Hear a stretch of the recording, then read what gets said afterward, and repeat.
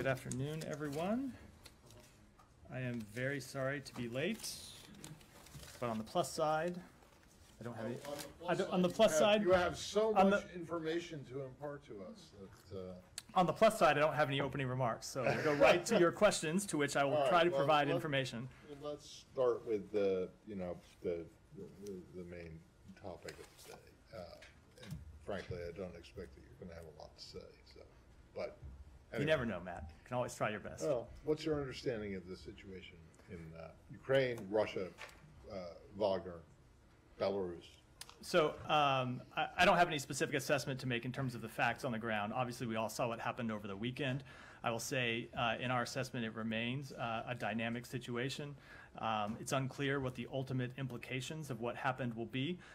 As it relates to United States activities and United States interests, I'll speak to what we did over the weekend. Number one, the president focused on convening allies and partners. You saw that he had a call with members of the Quad. Secretary Blinken had a call with members of the G7. He had a call with Secretary Kuleba of Ukraine, with Foreign Minister Kuleba of Ukraine, with foreign ministers from Turkey and Poland. We continue to have discussions with our allies and partners today.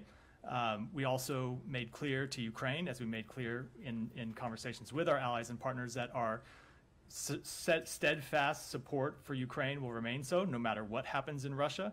And I will say, with respect to the activities over the weekend, obviously they were a significant step. It is certainly a new thing to see President Putin's leadership directly challenged. It is a new thing to see Yevgeny Prigozhin directly questioning the rationale for this war and calling out that the war has been conducted essentially based on a lie, which is something that we have said previously, but we certainly have not seen coming from Russian officials previously. Those are all significant steps, and what the implications of those are, I think, remains to be seen. Okay, so you think that Prigozhin is a Russian official? He is certainly a leader of Russian forces that have been engaged on the battlefield, or was. I think it remains to be seen. We've seen the announcements, but I think it remains to be seen the final or the current or final disposition of Wagner and Yevgeny Prigozhin. Okay. And do you have any idea where he is right now? I don't have any assessment about his location. And then last thing is, do you think that this is going to have any kind of impact on the Russian operations in Ukraine, or also on Wagner activities outside of Ukraine, like in Syria and Africa? I think it's too soon to tell with respect to both of those questions. Certainly the events we saw over the weekend, where you see Wagner forces to some extent withdrawing from Ukraine and instead marching on and eventually occupying a Russian city, are a significant step. What happens to those Wagner forces in the wake of the announcements on Saturday and the last couple days? I think we just don't know the answer to that yet. We don't know what will happen to Wagner in Ukraine. We don't know what will happen to Wagner in Africa. I will say that, as we've said before, obviously wherever we've seen Wagner operate in the past, we've seen death and destruction follow in their wake. And we have instituted a series of policies to hold them accountable and to counter Wagner's influence. And to the extent Wagner continues to operate in Africa or in Ukraine or anywhere else in the world, or any Wagner successor organizations pick up the mantle that Wagner has carried, we will continue to take actions to hold either Wagner or their successor accountable. Okay, last one. Just so Ambassador Tracy went to the foreign ministry or called the foreign ministry, and there were communications here in D.C. And what were they?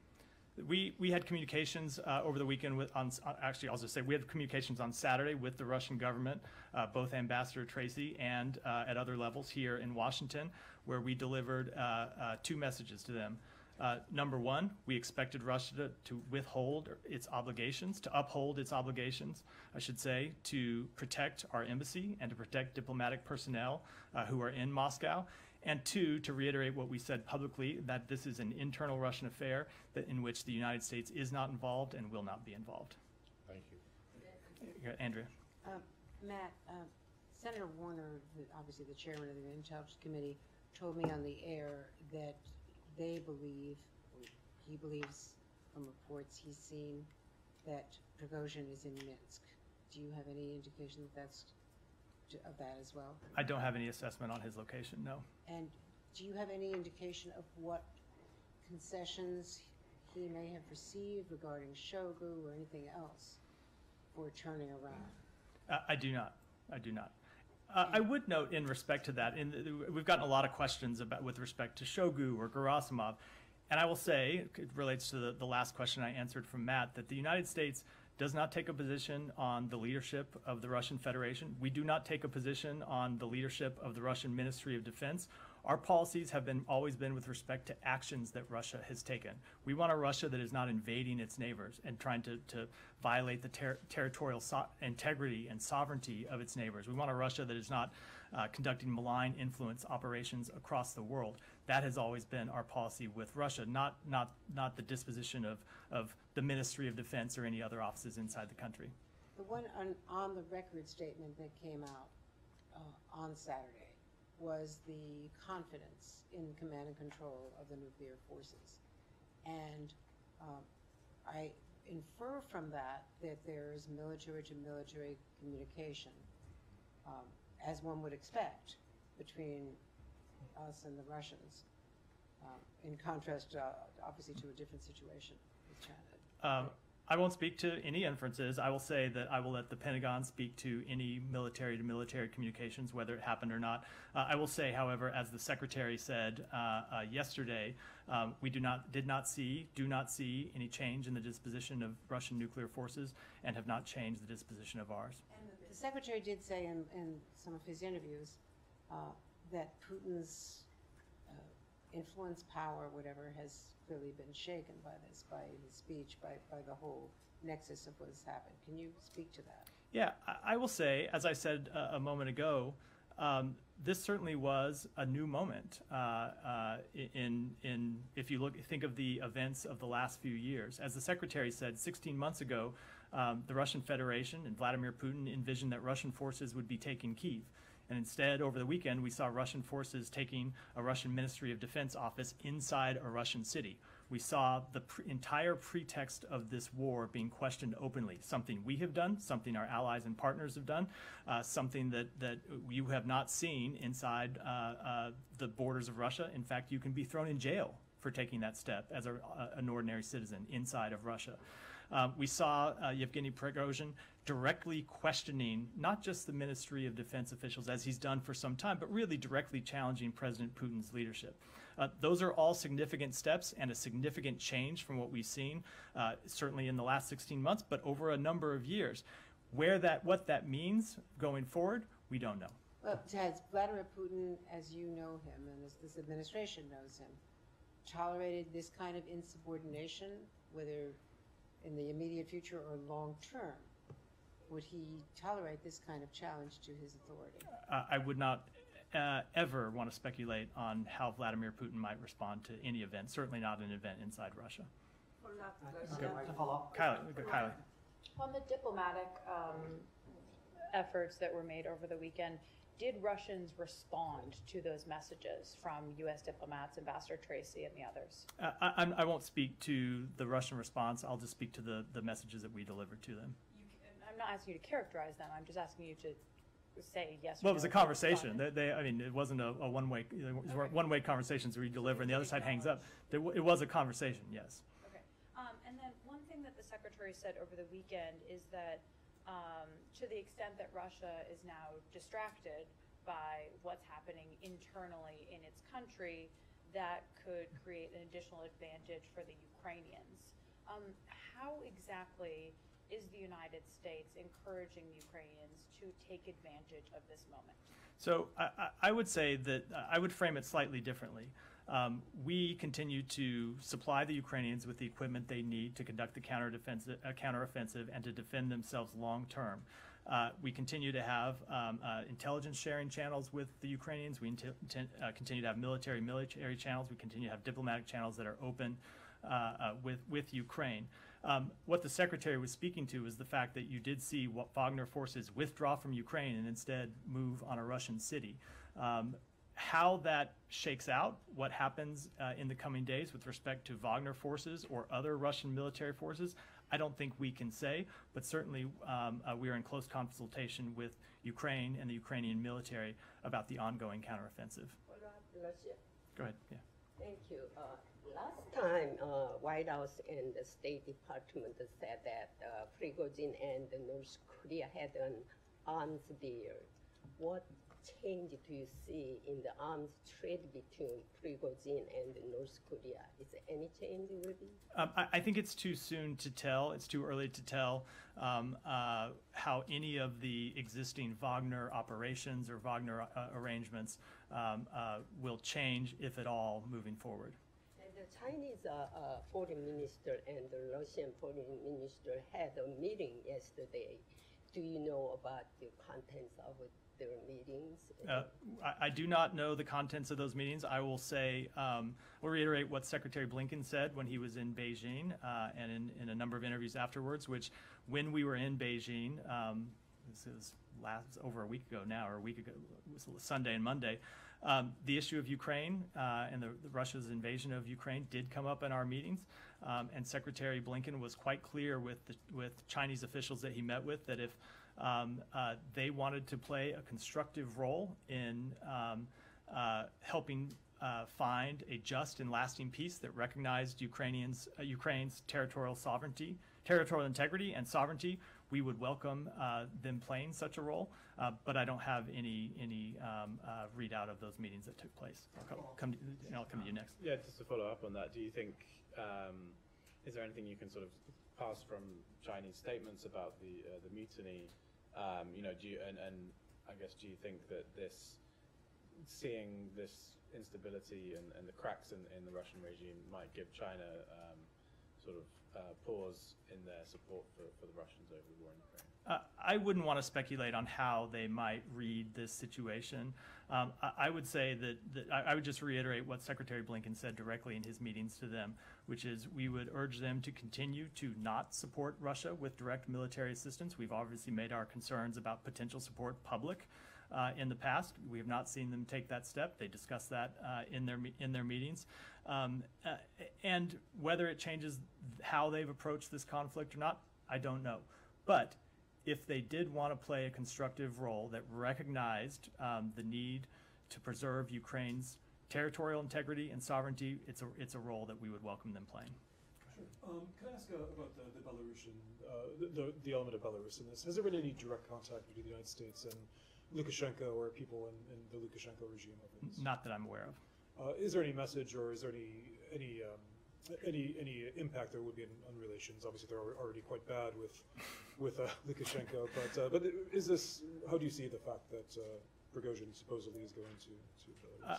I think before I comment on that, I want to wait and see what actually happens, where Prigozhin actually does end up before I make any kind of speculative comment about what may occur. So you think it's possible he won't wind up in Belarus? We just don't have any assessment at this time. Sure.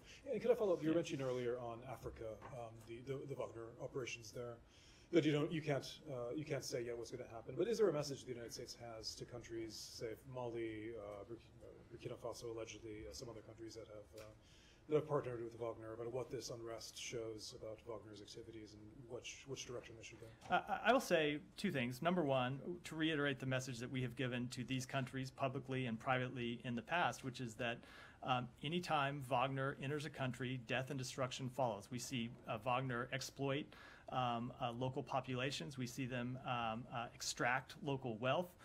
We see them commit human rights abuses. So we have always encouraged any country not to engage with Wagner forces because of the deleterious effects it will have on their countries and most specifically on their people. And then second, with respect to this, I would say what happened over the weekend, it would just reinforce the concerns we've stated about the instability that Wagner brings with it when it enters any country. Alex. Just a couple of questions to follow up on what you just said. To backtrack a little bit, what is the State Department's definition on what happened, or nearly happened, or failed to happen over the weekend? What do you mean? We just said the events that happened. Do you have any definition of how do you call it? I think the events that happened were Yevgeny Prigozhin took a group of his forces and marched on Rostov and then continued to Moscow and then stopped. Was it a time, or is there any other? I will say no one in the United States government has used that term. I won't speak to what his eventual motivations were, what his intentions were. I'll say it is Vladimir Putin that raised the specter of 1917, not anyone from the United States government. Thank you. Into the timeline, can you be precise on when exactly did the ambassador reach out to Russians, and what did she convey? Everything we have heard from Lavrov today, quoting her, was it accurate? I'm not going to speak to Lavrov's characterization. The conversations that we had with the Russian government were on Saturday, and they were along the lines that I just outlined a minute ago. I'm happy to go through them again if you want. And finally, on the secretary said yesterday we haven't seen the last act yet. I'm just curious how much this reflects sentiment on your end that this might be just an episode of what can be a long-running, internal fight in Russia. I think what the secretary was speaking to was quite obvious in that this is a situation that remains dynamic, and we do not yet know how it will end. How does the secretary envision the last act? The secretary envisions the final act is Russia withdrawing its forces from Ukraine. And if not, Ukraine being victorious on the battlefield. Beyond that, I wouldn't want to speculate. Do you have an assessment on the status of the Wagner kind of forces after the weekend's events? I do not. Go ahead. So yeah, just to summarize what happened, whether you call it a coup or not, there was almost a coup within the world's, largest nuclear power over the weekend. And you mentioned him questioning the war as kind of a positive, but this is also the same guy, Prigozhin, who has criticized Putin for not being aggressive enough in the war of Ukraine, and has even said things like Russia should become more like North Korea to have success in this war. So he took over Russia's southern military district. That district is 60 miles away from one of their nuclear air bases. So in general, this seems like an incredibly dangerous situation.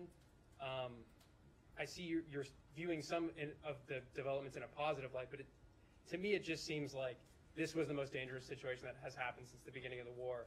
And my question is, given how much funding we've provided in this war, we've provided more than any country in the world, more than the two countries that are even fighting the war. We could end this diplomatically to avoid another situation like this. But you said we're still steadfastly supporting Ukraine till the end. Was there no consideration of how differently this coup could have gone, how out of hand it could have gone, and then, does that affect your consideration into is it worth it? Is it worth this nuclear risk? Is it worth a mercenary getting access to Russia's nuclear arsenal? Are the Crimea and the Donbass? Who rules those regions? Wow. Let me stop. That was a lot. Wow. I will say a few things. First of all, I do not agree with your characterization of how we interpreted the events here. Number two, I will say there are no heroes on either side of this conflict between the Russian regime and Yevgeny Prigozhin. We've seen both Russian military forces and Yevgeny Prigozhin's Wagner forces commit brutal atrocities in Ukraine, attacking civilians, attacking civilian infrastructure. Second, that we do not take any position, as I said a number of times, on what is an internal Russian matter, which is ultimately a decision for the Russian people to make. Third, I will say when you look at the events over the weekend, it only reinforces the need for us to continue to support Ukraine, which is the country that was invaded by Russia, by Russian military forces and by Wagner forces. If anything, our support for Ukraine in the wake of this event is more steadfast than it's ever been. Right. Well, so I wasn't trying to say that you, just real quick, I wasn't trying to say that you were supporting Prigozhin in any way. I'm just saying this development was extremely dangerous, and do you at least admit that? This guy was 60 miles from their nuclear air base. The secretary said yesterday that instability in a major country is always a concern. It's something we monitor closely. In the world's largest nuclear I think I answered the question. Saeed, go ahead. I want to change topic. Before I will come. One more. Yeah, Kylie first, and then go to you, and then we'll change topics. One thing that you mentioned is, sorry, I'm just figuring exactly what you said. You said Me too. The United States will continue the United States will continue to impose costs on Wagner or its successor. Is there any indication right now that Wagner is actually standing up a successor organization? I think I said its successor, if any. We've noted the announcements by the Ministry of Defense that Wagner forces are supposed to be absorbed into the Ministry of Defense. We don't have any assessment of what will happen to the Wagner group, either in Ukraine or elsewhere around the world, but whether it's Wagner or whether it's a successor or whether it's any other organization that conducts the activities that Wagner has conducted to destabilize countries, we will hold those organizations accountable. But no indication that Prigozhin is actively forming a successor organization at this moment? I just don't have any assessments at all Sure. at this time. Okay. Yeah, go ahead. There are media reports that the Biden administration had intelligence about the mutiny rebellion, how you call it, since mid-June. And is that correct? And also, if that's true, why didn't the administration issue any warnings to its citizens inside Russia since mid-June? So a few things. Number one, I'm not going to speak to any intelligence matters, as I never do from this podium. I will say you didn't exactly need a classified briefing to know that there were tensions between Yevgeny Prigozhin and the Russian Ministry of Defense. He's been quite open about those, and those tensions have been escalating in plain sight for anyone for the last several months. I will say with respect to American citizens in Russia, separate and apart from this matter, we have been quite clear for some time that any American citizens considering travel to Russia should not do so, and any American citizens who are in Russia should depart immediately. All right, anything else on this topic, or I'll go to Saeed, if not. There is go ahead. another report, media report, that State Department Treasury decided to postpone announcing new sanctions against Wagner following the mutiny. Can you confirm that? No, we never comment on the timing of sanctions actions. I will say generally, we always time the sanctions actions that we take for maximum impact and maximum effect. And we will continue, as I said a moment ago, to hold Wagner or any other organization that conducts the destabilizing activities that Wagner has done across the world. We will continue to hold any such organization accountable. Russia? Okay. I promise Saeed he gets the first non-Russia question. So. Yeah, I just wanted to follow up. So the Russians, were they responding in real time to all the outreach that the president ordered? And are you confident that they would respond similarly if it escalated to a nuclear crisis? I certainly wouldn't want to speculate about the second part of your question. These were conversations that we had with Russian officials. So you know the way a conversation works. You say something, they respond. So yes, we're responding. If I could get one last follow-up on... You've had a few already. Russia? Thank you. How do you view the possibility, I know you said you don't want to speculate, but the possibility of Putin adopting more aggressive tactics in Ukraine as an attempt to consolidate his strength after this event? I wouldn't want to speculate about that at all. We have seen him take a number of aggressive actions. Even over the weekend, they continue to launch missile strikes on Ukraine. All I can say are all I can speak to are the actions that we will take, which is to continue to provide Ukraine what it needs to defend itself and reclaim its territory. All right. Okay, I'll be quick, but I'm going to go. I'm sorry. You don't have to. Saeed, the floor is yours. You said this demonstrates the need for us to continually support Ukraine. But are you not acknowledging that? How does this not demonstrate the need of how dangerous and how quickly this war can get out of hand? War is certainly dangerous, which is why we think Russia should end this war immediately, as we've called them for some time. Saeed, go ahead. Thank you, Matt. I'm going to switch to the Palestinian issue. I'm tempted to ask about Russia. I have many questions. You can ask a question about Russia, Saeed. You're not pigeonholed. To the Palestinian issue.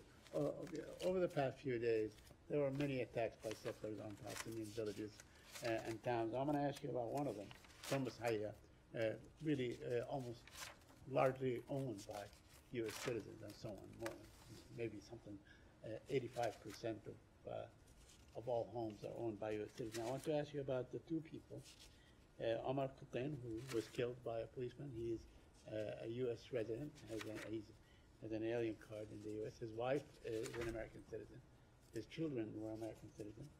And my question to you, have you been in touch with the family? I won't speak to any private conversations we have. Obviously, we always lament the loss of any civilian life. It's a matter we take very seriously, and our condolences certainly go out to his family. There's also a U.S. legislator who's from the town. He's there, Abdel Nasser Rashid. He's an Illinois state representative, and apparently his home was also attacked. His family was stoned and so on, and escaped being torched, just barely. Are you in touch with him? Again, I won't speak to any private conversations we might be having. Do you believe that the Israelis ought to compensate the Palestinians for their loss of property? With respect to all these homes that were torched and property destroyed, cars destroyed, and all this that happened transpired over the past few days. I will say that we condemn all acts of extremist violence and incitement to violence, whether they be either Israel or Palestinian, and we remain steadfast in our work to promote de-escalation and beyond this, an environment in which Israelis and Palestinians alike are afforded equal measures of security, prosperity, and dignity. But do you believe that Palestinians that lost property ought to be compensated? I'll take that one back, Saeed. Okay. All right, a couple more questions. There were announcements today about maybe an additional 5,000 housing units and so on. I don't know how many. I mean, you issue a lot of statements against settlement, but the Israelis are just, moving right ahead like a bulldozer. That does not stop them. I mean, we raised this issue many times in this room by not only me, but other colleagues as well. So what should the U.S. government do to drive the point home that this is really, it's reckless, it's driving the whole region into a total explosion? I mean, especially when it's compounded with statements like Netanyahu's statement to a panel in the Knesset saying that we ought to suppress any notion of a Palestinian state and so on. I will just reiterate our long-standing position, which we have said publicly from this podium.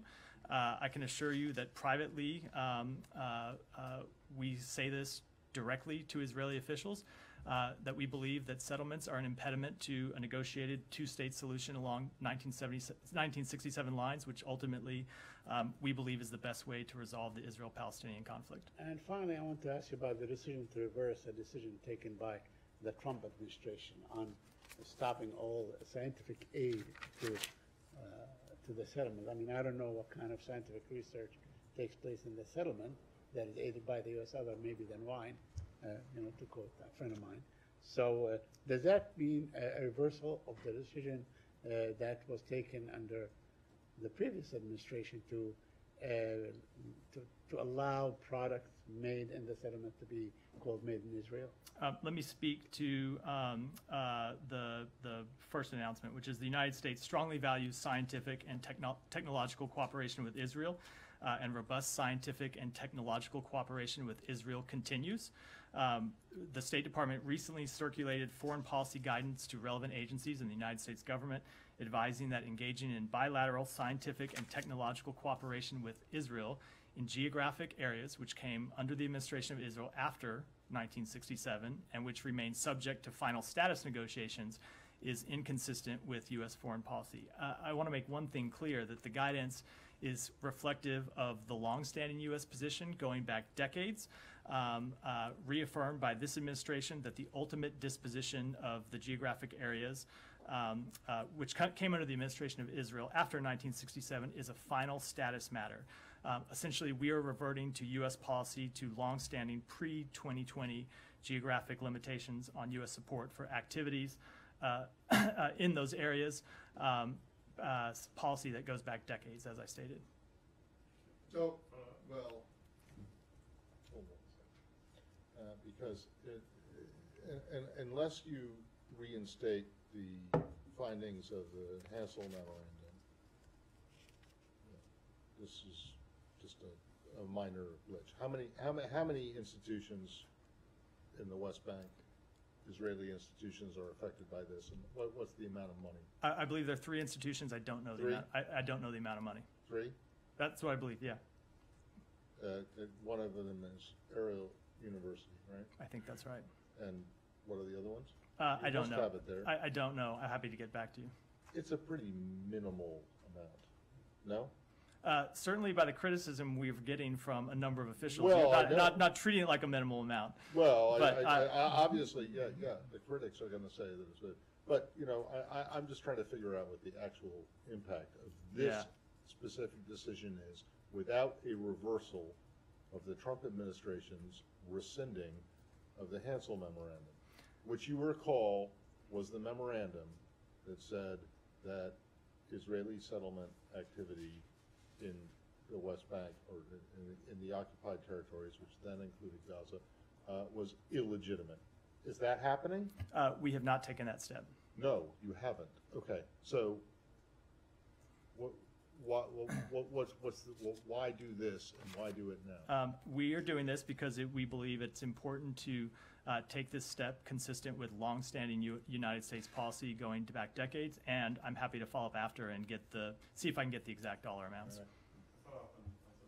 Yeah, I just wanted to check back if you were responding to what Saeed's question, but did you have were you specifically concerned about this announcement today about I think it's around 5,700 housing units approved by in occupied West Bank by the Israeli government, and you know we've obviously heard these expressions of concern a lot, but since this sort of keeps happening against what you guys have been asking for from the Israelis, you know, is that at some point you're going to do something different than express concern both publicly and privately, I guess?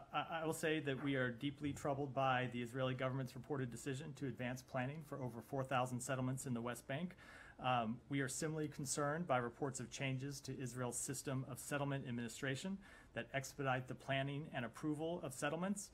As has been longstanding policy, the United States opposes such unilateral actions that make a two-state solution more difficult to achieve and are an obstacle to peace, and we call on the government of Israel to fulfill the commitments it made in Aqaba and Sharm el-Sheikh and return to dialogue aimed at de-escalation.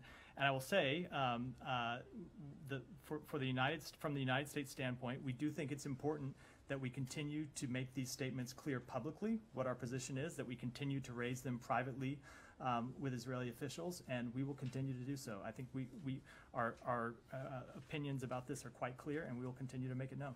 A separate issue with Israel, there's some reporting that regarding Israel's hopes of getting on the visa waiver scheme, that there will be a pilot project next month that will involve Palestinian Americans being able to fly into Ben Gurion.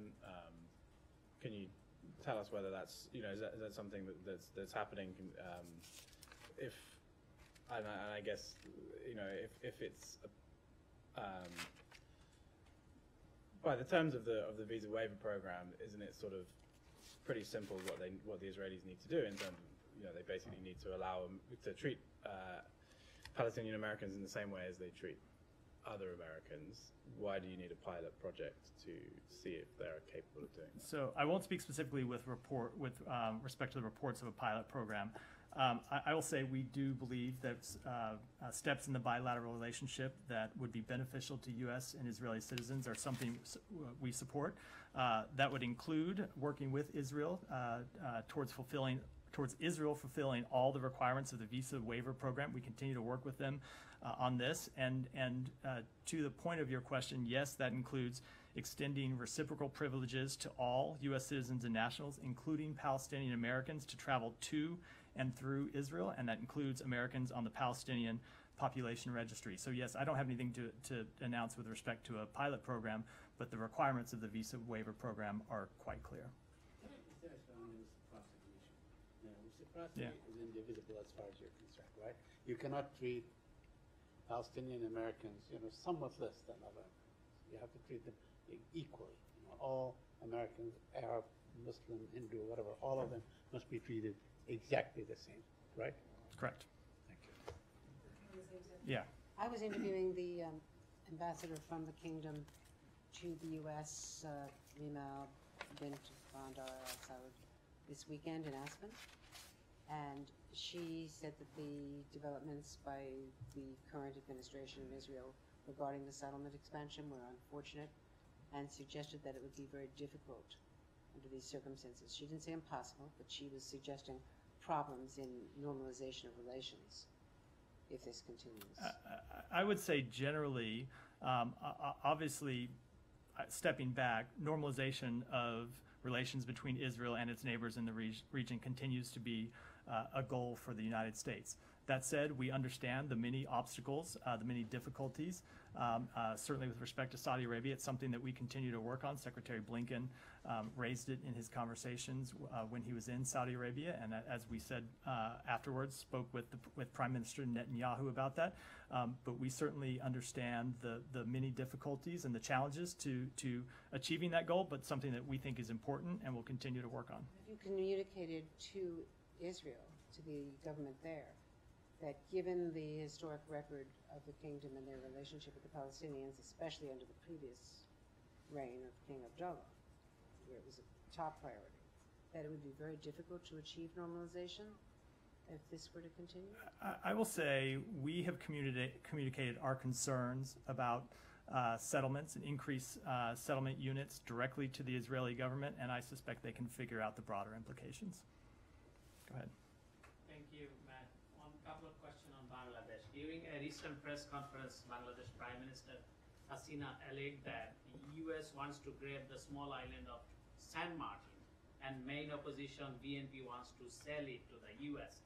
That's why she will be ousted from the power.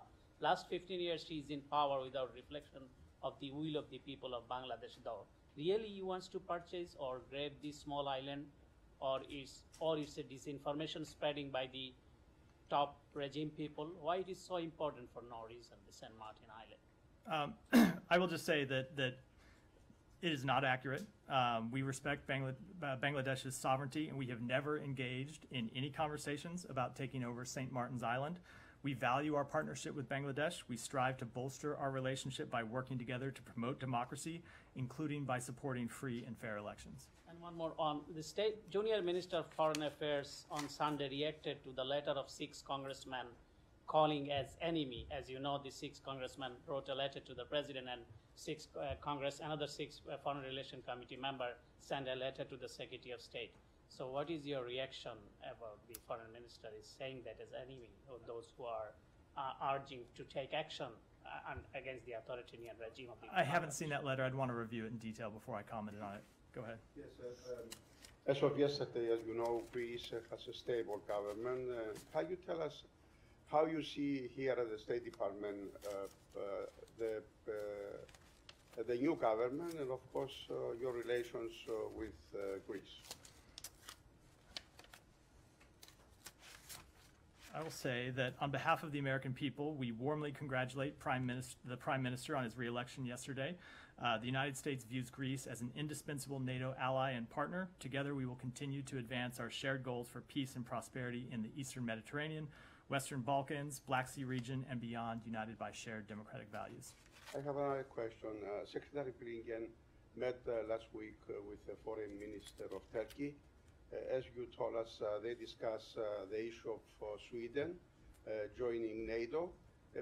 I really have a simple question. Is the Secretary more optimistic after the meeting with Mr. Fidan than before the meeting? I mean, is he more optimistic that Turkey is going to give the okay to Sweden to join NATO? I won't speak to the level of optimism or not by anyone in this building. I will just state what our policy is, which is we do believe that Turkey raised legitimate concerns in the NATO accession process. We believe that Sweden has answered those concerns. They've changed their constitution. They've changed their law. They've indicted individuals.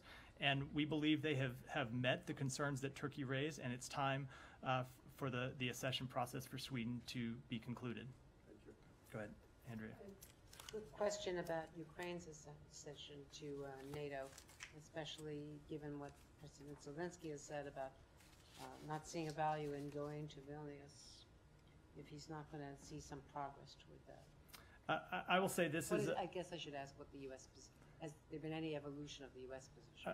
I will say that we are focused on NATO unity, as you know well, that NATO accession requires a unanimous vote by all NATO members. So we are in conversations with our allies within NATO. Secretary Blinken discussed this in detail with NATO foreign ministers in Oslo a couple of weeks ago. And we do expect that there will be a significant package of political and practical support for NATO coming out of Vilnius, but I wouldn't want to make any statements today that would get ahead of what ultimately will be a leader-level gathering later this month. Next month. Trying to remember what date it was today. Hungary's opposition to Sweden? What's that? What about Hungary's opposition to Sweden? The same message applies to Hungary with respect to, that I said a minute ago, with respect to Turkey, which is we believe it is time for Sweden's accession to be finalized. Alex, go ahead. Okay, go ahead. Go ahead, Saeed, and I'll come to you, Alex. You said that, wherever they have left a great deal of death and destruction in their wake, do you like to see them disbanded, the Wagner Group? Would you like to see them disbanded? We would love to see Wagner Group continue to not exist. I think the implication of your question, though, I'm sorry, yeah, that was especially poorly said. I've poorly said a number of things. We would like to see Wagner not exist. You would like to see them disbanded, right? Yes. However, I think the further implication of your question that's been raised by events over the weekend is, a Wagner by a different name is still Wagner. So yes, we would obviously like to see Wagner disbanded and the activities that Wagner has conducted in Ukraine and around the world cease to exist. And not morph into something else. Correct. Okay. Correct. So how do you classify them? Are they like the Foreign Legion? I mean, for the lack of better comparison, the French Foreign Legion? What are they like? They are, I don't want to try to put an exact name on it from the podium other than to say they are an organization, as I said earlier, that has left death and destruction wherever they have operated. Alex, go ahead. Thanks, Matt. There are two questions on South Caucasus, but before that, what you just said is important on Wagner, that you don't want to see them exist. Is there anything you're going to do between now and the next couple of weeks to help this happen faster?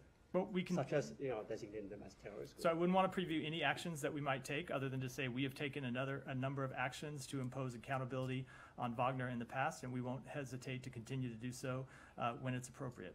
Thank you. On South Caucasus, yeah. Foreign ministers of Azerbaijan and Armenia are headed to Washington to meet with the secretary and to discuss what the secretary described last time as last mile of the marathon. I was wondering if you have any clear instructions or directions. I'm not saying plan. If we have any clear what?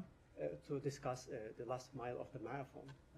Any clear instructions or any directions for them as they gather this week in Washington? So we certainly have a number of items we want to discuss. I'm not going to read those out publicly, obviously. They're very sensitive diplomatic discussions that will take place here. We expect the talks will commence tomorrow on Tuesday, continue through Thursday of this week. Secretary Blinken will meet with the foreign ministers from both Azerbaijan and Armenia. Will have more details as the week progresses. We continue to believe that peace is within reach and direct dialogue is the key to resolving the remaining issues and reaching a durable and dignified peace. Thanks so much. Last question on Georgia.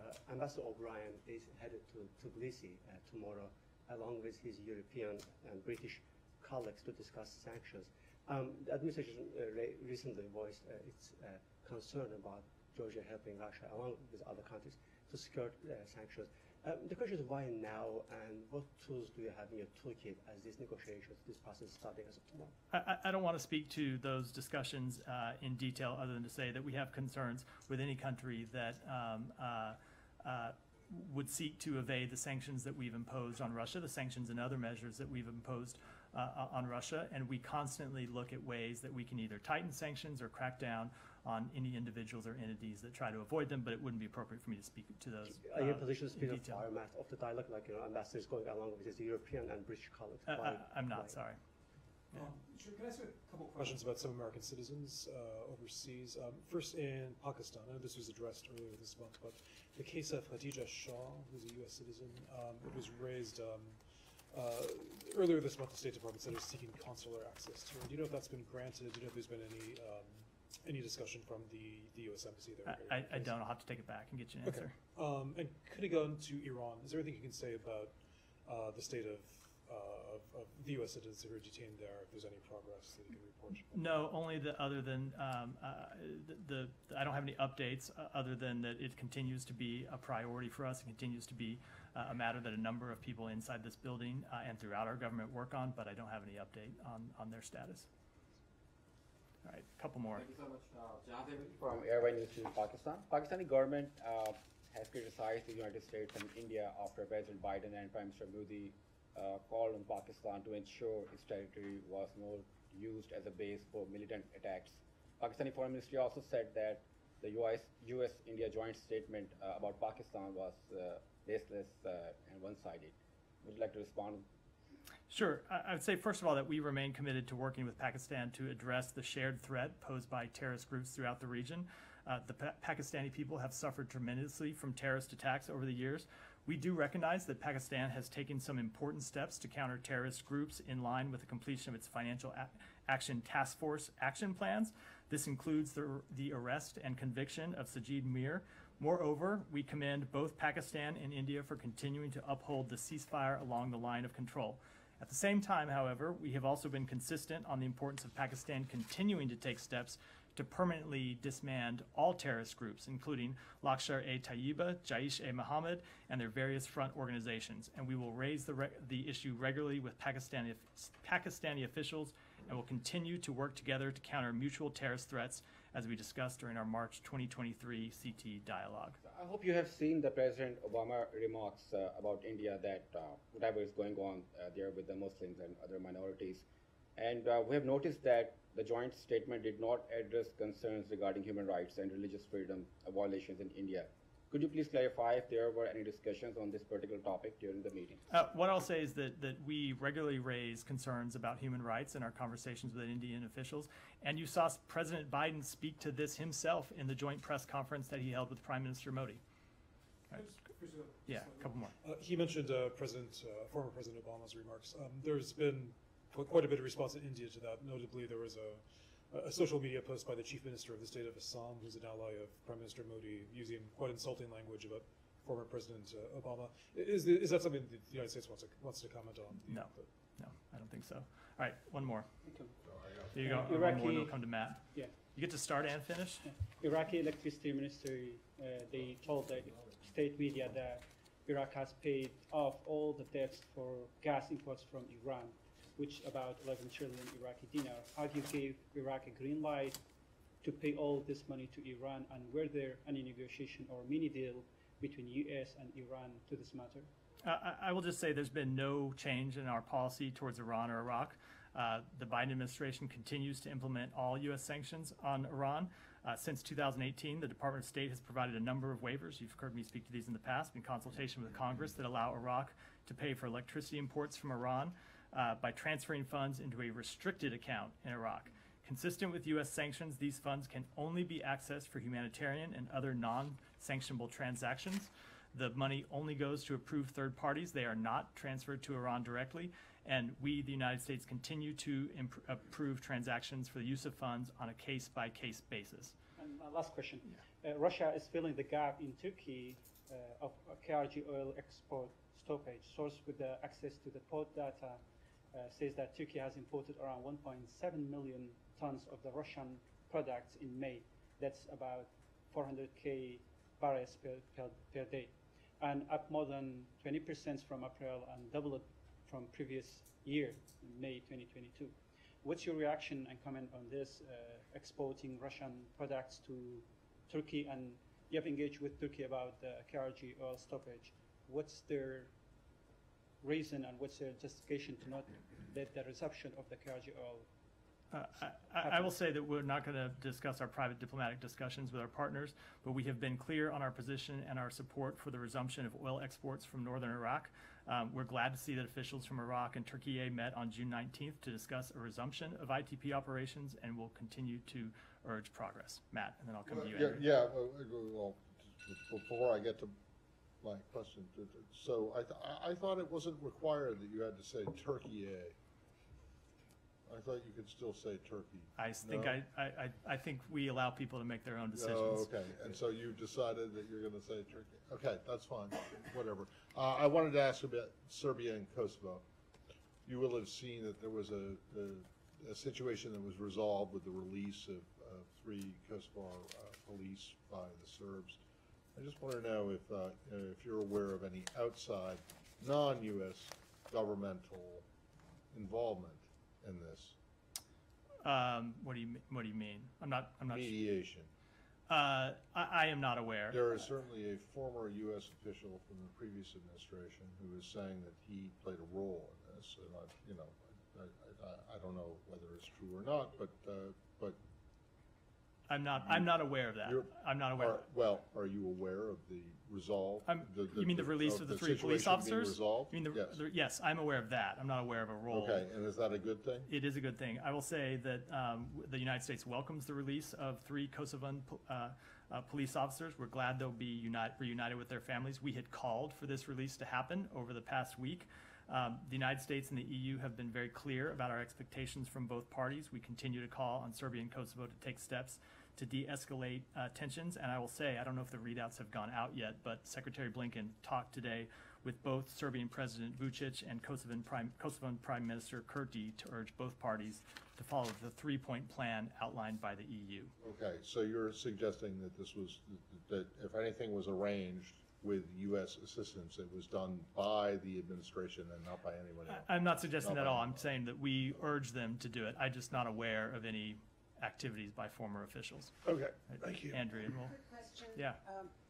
Prigozhin is, as you well know, still under indictment by the Mueller probe for what happened during 2016, the election. Are there any efforts to arrest him? Well, we don't have an extradition treaty with Russia or Belarus. I'm not going to speak to law enforcement matters, but certainly I would expect that were he to appear in a country with which we have an extradition treaty, we would seek to enforce our indictments. All right, end it there. Thanks, everyone.